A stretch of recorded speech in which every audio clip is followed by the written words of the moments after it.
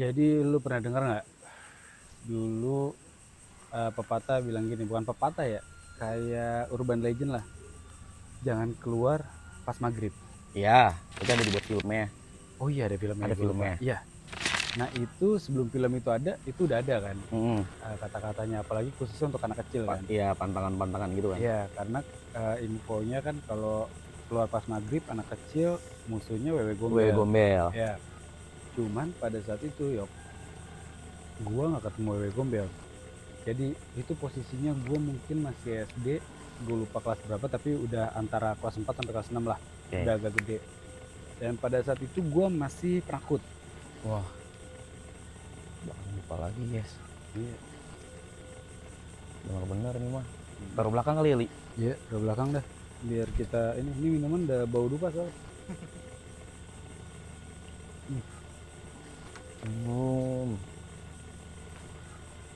Lanjut, Li. Nah, waktu gue kelas 4 sampai kelas 6 SD itu gue masih penakut tuh. Jujur gue masih penakut. Nah, rumah gue kan di sini nih. Orang tua gue dulu tuh pulang kerja dulunya. Pulangnya malam, entah jam 7 atau jam 8. Iya. Nyampe rumah. Itu kan trek ada sekitar 30 sampai 40 meter ya. Dari ujung sono Dari ujung sini. sono ke ujung Ke rumah sini. lo, Nah, ke rumah lo ya. di sini kan full depan kita itu kebun Kebon semua, kebon. Nah, di sini ada pohon kelapa juga tuh. Jadi pada saat habis lagi azan sebenarnya, Azan maghrib nih. azan maghrib. Nah, gue pulang, gue main dari rumah siapa gue nggak tahu, gue pulang. Dulu tuh gue takut nih lewat sini nih sebenarnya, tapi rumahku di sini, mau gimana ya kan. Terus kalau gue muter lagi, aduh capek banget. Nah akhirnya gue paksain tuh, gue jalan cepet, gue nggak lari, gue jalan cepet nunduk. Terus suasana udah mulai gelap juga. Nah terus gue ngeliat, ya pas gue nyampe depan rumah gue nih 10 meter lagi sampai di samping pohon kelapa itu ada bapak lagi ngeliat ke kali. Diri tuh. Diri, begini aja diri ngeliat ke kali, nggak ngerokok nggak apa, berdiri aja. Nah terus pas gue lihat Siluet doang, Li? enggak, kayak orang beneran. Oh, orang beneran? Iya. Oke. Dan gue tahu itu siapa dari gambarannya, karena gue udah hafal orang di sini. Bapaknya Tia ngapain tuh gitu kan. Oh, Pak Denarto. Pak Denarto ngapain ya di situ ya. Cuman kondisinya gue tahu orangnya siapa, tapi gue deg-degan. Oke.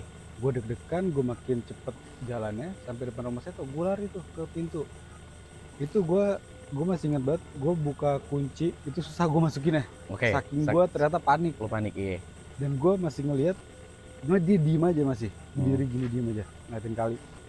Duh, itu oh aman nih, ada Pak Denarto ya kan. Terus udah masuk rumah, gue gelap ya kan. Pas gue masuk rumah kan belum nyalain lampu kan. Gue makin merinding, gue nyalain, terus gue ke kamar tuh.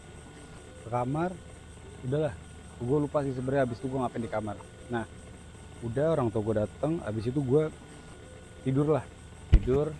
Besoknya sore-sore pas gue main bola, nah Pak Denarto tuh suka nontonin anak-anak main bola. Iya, sampai di pinggir-pinggiran itu kan. Iya, lagi pas gue kelar gitu, gue sempet ngobrol sama Pak Denarto. Oh, lu nanyain? Nanya, Om kemarin ada biawak Om, di pas maghrib ya gitu kan. Terus kata dia, ada biawak di mana? Kan Om Narto kemarin di itu kan samping pohon kelapa ngeliatin kali pas maghrib kemarin, gue bilang gitu. Enggak, orang saya di rumah, gue bilang gitu kan. Dan lu tau kan Pak Denarto kan, bentukan dia nggak ada lagi yang kayak dia. Iya. Gitu. Terus rambutnya, dan gue apal gitu kan.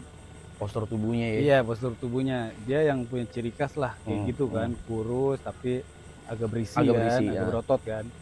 Lah, Akal lihat kok di situ kemarin maghrib orang maghrib saya kan sholat di musola, dia bilang gitu.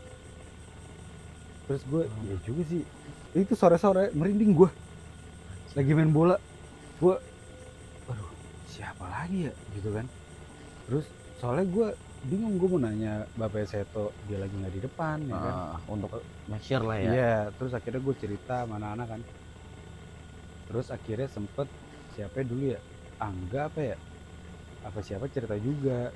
Nah itu dia sempet juga di situ ngelihat juga. ngelihat. Posisinya sama. Enggak, waktu itu dia bilang itu posisinya udah bapak jalan menuju ke situ. Oh, baru mau jalan. Iya, tapi dia ya udah jalan aja biasa si Hmm. Angganya. Dia waktu itu lagi mau ngapain gitu dan Itu keadaannya maghrib. malam. Malam. Bukan maghrib, malam si Angga. Atau mungkin lagi main atau gimana gitu. Pas gue cerita, Angga bilang gitu, gue juga pernah tuh Li, kayak gini nih gue liat tuh. Cuman kalau Angga dia nggak kenal. Mungkin karena Iya, dia juga dia di nggak terlalu atas apal kan. kan. Nah, Dia bilang gue nggak kenal tapi siapa. Kayak gitu. Nah itu gue sampai sekarang momen gue habis maghrib sih di sini itu paling gue inget sih. berkesan. Lumayan. Iya. Ya, Dan siluetnya masih ada di memori gue masih ada. Makanya kalau ngelihat ke situ nggak tahu kenapa refleks gue kadang dari rumah aja. Kalau nggak situ refleks aja. Kayak lu make sure lu liatin lagi iya. tempat itu. Walaupun di otak gue nggak ada tujuan buat apa horor atau apa ya. Oke. Cuma refleks aja gitu ngelihat. Mungkin nggak sih konkret sama cerita gue yang pertama tuh, yang gue ngeliat ada bayangan hitam. Kalau lu kan mungkin ngeliatnya secara emang Bisa looknya jadi. Iya. orang kan. Iya, Kalau gue menyerupai ya. emang bentuknya sebenarnya kayak orang. Gue buka tapi kabur udah hitam aja, Bayangan aja kan. bayangan aja. Bayangan kayak stickman aja kan orang. Dan posturnya kan cewek sama cowok tuh beda pasti Hmm. kan. Ya kita pasti ya, gue walaupun kecil ya tau lah bentukan cewek cowok gitu kayak gimana. Oke, nah itu lumayan buat gue trauma. Makanya gue masih ingat sampai sekarang. Karena pada saat itu emang gue ya itu posisinya kan gue baru pindah soalnya ke sini. Oh, lu dari yang kontrak Dari di kontrakan depan. sana, iya gue pindah ke sini. Makanya dulu aja waktu gue di kontrakan, kalau lu tahu, karena bokap nyokap gue pulangnya malam, gue tuh selalu nunggu. Jadi pintu nih dibuka, nah kontrakan ini langsung ruang tamu kan, nah, TV. Nah gue duduk di pintu, gini, nyender. Nahan pintu. Pintu kan di belakang gue nih, ya. Nah gue ini kan tembok, ya gue di sini di sela-selanya. Pokoknya gue duduk di pintu nih, duduk di pintu biar gue bisa ngelihat. Karena dulu gue masih setakut itu dan nontonnya juga dulu spontan yang horor tuh lo. Oh gue nggak iya. tahu sih lu masih Iya, tahu gue. spontan horor. Yang dulu masih ada kayak Pepi gitu-gitu nggak sih? Gue lupa. Spontan komeng. Iya spontan tapi yang horor. Oh kalau gue inian kayak model sketsa di Antv. Dan itu horor-horor. Gue lupa ya. Kayak misteri gitu gue lupa. Sama ada satu tontonan pas kita kecil tuh, Di Sini Ada Setan. Nah, Di Sini Ada Setan sih. itu ada satu episode juga gue yang bikin gue trauma dulu waktu kecil. Gue ada 2. Coba lu dulu deh. Gue kalau itu seingat gue nonton semua episode ya. Nggak pernah gue lewatin. Yang paling berkesan itu lu tau nggak episode Pocong Gantung? Waduh, gue nggak tahu. Itu berarti gue nggak terlalu takut di situ berarti. Nah itu lu lihat nanti boleh tuh Pocong Gantung nih. Pas gue lihat lagi sih ya, gue sempet lihat lagi kemarin. Nah terus waktu gue nonton dulu, jadi bener-bener pocongnya kegantung. Dan itu kebalik, kepalanya di bawah. Oke. Nah itu kalau nggak salah adegannya di rumah sakit. Nah di rumah sakit pocongnya gantung-gantung kemana-mana sampai ada satu yang di pintu masuk. Iya pintu masuk atau keluar lah, pokoknya pintu ruangan itu ada pocong yang gantung. Lu bayangin, mereka nih pada mau keluar itu pada bingung, ya ada pocong di situ kan gantung kan. Cuma pada akhirnya si Coki gitu-gitu ya tetap keluar juga sih. Nah itu cukup ngebekas tuh gue. Sama kayak berarti kayak pocong depan musola. Mungkin posisinya emang bukan gantung tapi di depan. Iya. Entrance-nya gitu kan. Iya itu juga tuh. Tapi gue lupa dah. Itu kalau nggak salah tandanya kalau pocong udah gitu-gitu tuh. Lo apa yang paling berkesan tuh? Sebenarnya ada 2 tadi gue bilang kan. Satu yang WW Gombel itu karena emang gue suka kayak main bola itu kan sampai sore banget tuh balik maghrib. Tapi kan akses rumah gue kan nggak terlalu yang kayak elu gini nih yang kebun langsung nih. Kalau gue masih rumah-rumah. Rumah-rumah itu masih aman. Tapi itu yang ngebuat gue kalau misalkan kayak posisinya kalau misalkan mau maghrib gue nggak bakal mau main petak umpet segala macam karena takut hal-hal kayak gitu aja. WW Gombel. Yang kedua ini ada setan kembar di dalam lemari. Oh tahu gue. Tahu lu? Ya setan dalam lemari. Setan dalam lemari. Ya. Itu tuh gue takut kan? Banget. Iya. Itu mayoritas semua pada takut itu tau. Gue takut banget itu. Kayak jadi lemari gue tuh lemari yang udah tua tuh yang jati-jati tua. Dan dan emang dibuka gitu cara bukanya. Itu kan di filmnya yang Iya gitu itu, kan. itu yang udah kebuka ntar keluar gitu kan setannya tuh kebuka langsung 2 gini dan bunyi ciras bunyi. Wah anjing. Jujur sih itu kok kalau misalkan kayak gua pun sekarang ya kalau dengar bunyi itu suges aja gua. Anjir ini apa? Soalnya setiap film horor ada kayak gitu. Pasti ada gituannya. Iya, Ada sound effect kayak gitu. Tapi itu emang kayak jadi ciri khas gak sih? Suatu bunyian kayak gitu tuh kayak iya. Yang terlalu dramatis menurut gua. Soalnya kan emang dibuatnya ya pasti kan background waktunya zaman dulu gitu iya. Dan itu terus itu beneran hampir gua kalau cerita tentang Disney Setan dulu filmnya, rata-rata temen gue juga takutnya sama itu. Karena itu yang paling dekat sebenarnya. Iya. Paling relate. Kalau dulu soalnya gue masih takut banget sama pocong. Oh lu pocong ya? Dan pocongnya banyak. Jadi gue itu yang paling ngebekas tuh gue tuh. Lu pocong. Kalau gue hantu yang paling gue takut tuh kuntilanak. Oke, gue soalnya nggak pernah nemu referensi kuntilanak itu selain Susana.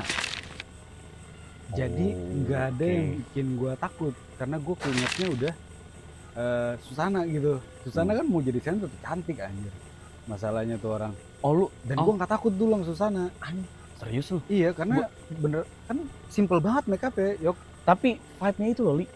Nah itu kalau dulu gue kayak mungkin gue nonton terkesima sama cantiknya aja gitu. Iya sih. Mumun takut gue dulu. Oke. Mumun tuh, padahal cuma pocong disenterin tuh hijau merah. Fun fact, sebenarnya kan karena nyokap gua asli orang sini. Bokapnya juga sebenarnya kakek gua itu bisa dibilang apa ya? Orang pinter lah sebenarnya.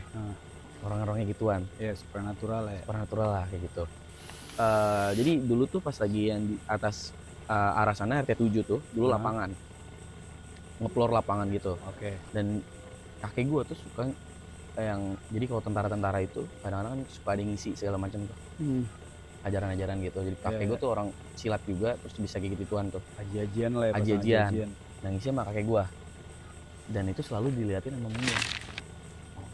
Selalu Mumun yang kayak ngeliatin hal-hal kayak gitu di situ. Dan orang-orang yang di sana selalu ngeliat pocong itu. Tapi gue nggak tahu itu pocong bener Mumun apa enggak. Ini kan cuma jadi urban legend aja sih, urban legendnya.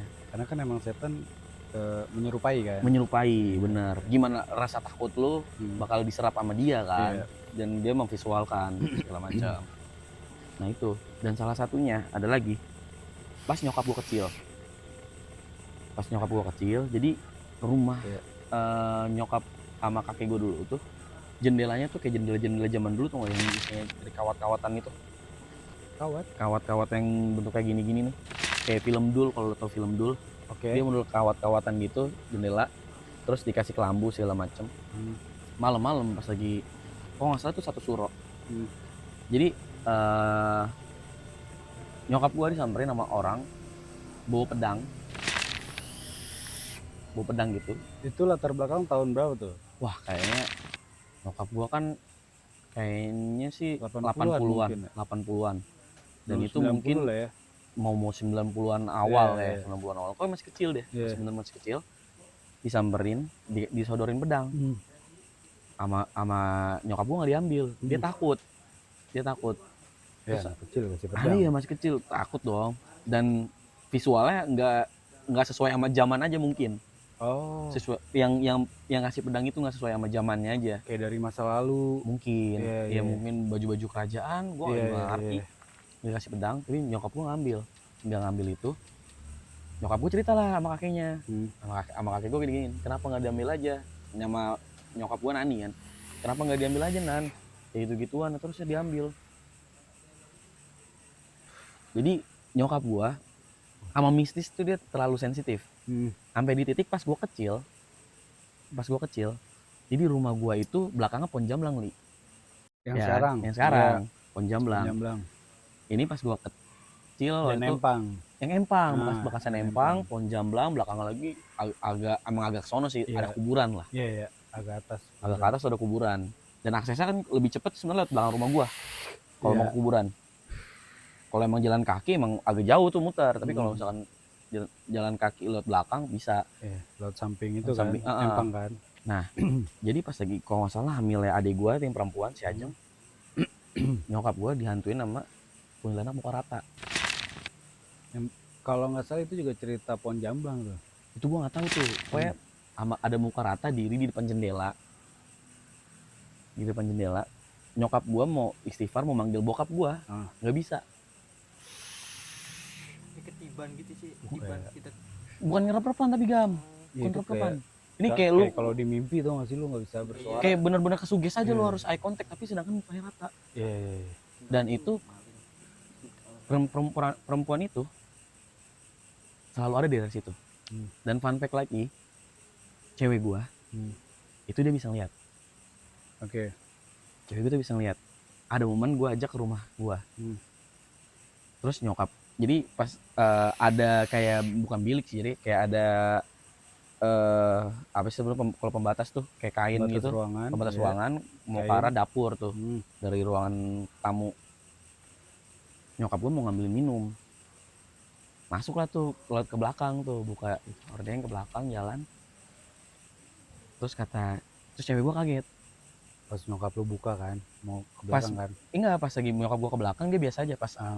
Jadi dia kaget, katanya ada cewek mukanya rata ngintip dari hordengnya, dari bilik itu. Jadi pas nyokap lu itu kan masuk kan, nyokap gue masuk kan ada momen tuh, beberapa detik kan. Beberapa detik. Nah, wah anjing. Setelah itu sampai detik cewek gue nggak mau kalau misalnya tinggal sendirian di rumah gue. Wah anjing, hampir merinding sih gue tadi tuh. Tapi gue kebayang banget sih tadi. Gue kalau kebayang tuh kayak kalau kayak di film gitu ya. Itu apa ibaratnya hordeng lah ya. Iya, hordeng ketutup, terus ngelihat lu sepersekian detik lu lihat tuh ngeri sih, kacau itu. Wah kebayang sih gue tadi. Tapi kalau ngomongin waktu nyokap lu itu ya hamil ya, gue waktu nyokap gue hamil yang kedua ya, adik gue si Lingga, itu ada juga tuh momen tuh. Jadi kamar gue di sini, ini kamar nyokap bokap nih. Bokap gue lagi ke Kalimantan, lagi dinas ke Kalimantan. Nah kamar gue kan sebelah sama nyokap. Gue lagi nonton Smackdown itu kalau nggak salah di atas jam 12 lah. Iya. Gue lupa jam berapa. Gue lagi nonton Smackdown. Nah dulu tangga gue itu begini, set baru gitu lah. Bukan, kalau sekarang kan gue begini. Nah kalau dulu kayak gini. Nah itu rumah gue baru lantai 1. Jadi atas itu cuma full coran. Baru dipelur malah doang. Genteng aja itu cuma ada pas tangga mau keluar ke atas. Cuma genteng segitu doang. Rumah gue dulu lucu dah, pokoknya genteng dikit banget. Nah gue lagi nonton itu, tiba-tiba gue denger suara nih kayak ada mangga sekarung dari atas, dibuka karungnya, digelundungin, duduk rame, itu gue nonton Smackdown yang langsung gue diem, gue merinding, gue mau keluar tapi gue takut, tapi gue diem di kamar pun gue lebih takut. Akhirnya gue keluar, nggak ngeliat tangga, gue keluar, buka pintu, gue langsung buka pintu nyokap kan. Terus gue bilang mah gitu kan. Nah nyokap gue tidurnya kan miring ya, lagi hamil besar tuh waktu itu, miring madep ke pintu. Nah gue pas masuk, gue langsung tuh naik ke nyokap. Terus gue bilang, mah tadi dengar suara ini apa namanya, mangga jatuhin dari tangga. Iya ya mama juga dengar, udah tidur. Nyokap gue bilang gitu, ngevalidasi tuh nyokap gue. Terus ya gimana ya, lu dalam keadaan takut nggak bisa langsung tidur kan. Dan nggak sampai situ ternyata, pas gue berusaha tidur sama nyokap nih, itu di depan.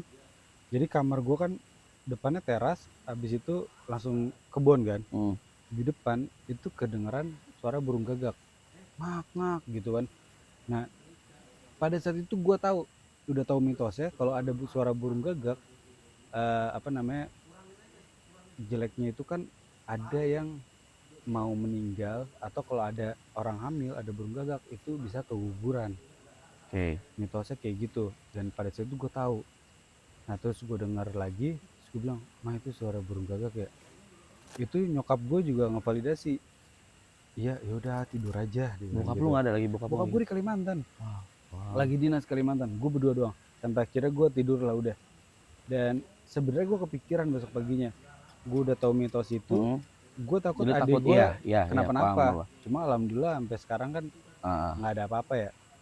Nah itu nyokap gue juga cerita, dia udah biasa juga, dia masih tetap sholat tahajud juga dia, karena dia udah sempet tidur. Dia kebangun gara-gara dengar suara Oh iya. mangga, karena takutnya gue yang jatuh. Oh dia malah mikirnya kayak gitu. Iya. Oke. Nah cuma karena gue masuk terus gue cerita, ya udah berarti Berarti bukan bukan, gue. iya. Makanya dia ngevalidasi, dengar juga suara kayak gitu. Makanya dulu gue ya happy ya pas adik gue lahir, ya Nggak terjadi kan hal apa itu. aja. Ya, jadi ketakutan gue kayak selesai lah udah gitu kan. Tapi lu tahu nggak kalau orang lagi hamil itu dia biasanya disediain sapu lidi, ijuk, lidi, Lidi. Iya. sapu lidi Lidi, sama kayak benda-benda yang tajam. Kayak misalkan peniti, Oh iya, peniti ya, segala peniti. macam, gunting kuku segala macam.